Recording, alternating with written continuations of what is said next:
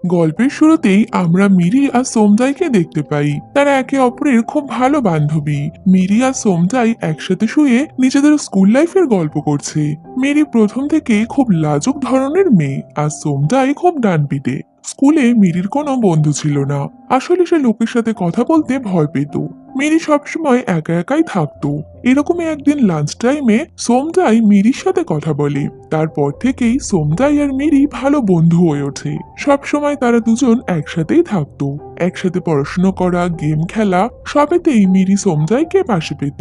সেই সময় থেকে আজও তারা একে অপরের ভালো বন্ধু। পরবর্তী সময় তাদের ক্লাসরুম আলাদা হয়ে গেলে মিরি আবারও একা হয়ে যায়। স্কুলের একটা গ্রুপ প্রজেক্টের জন্য মিরির এক সিনিয়র জোর করেই মিরিকে ডিকং নামে একটা ছেলের সাথে গ্রুপ বানাতে বলে। ডিকং ছিল স্কুলের সব থেকে হ্যান্ডসাম ছেলে। মেয়েরা তার উপরে ফিদা। তো ডিকং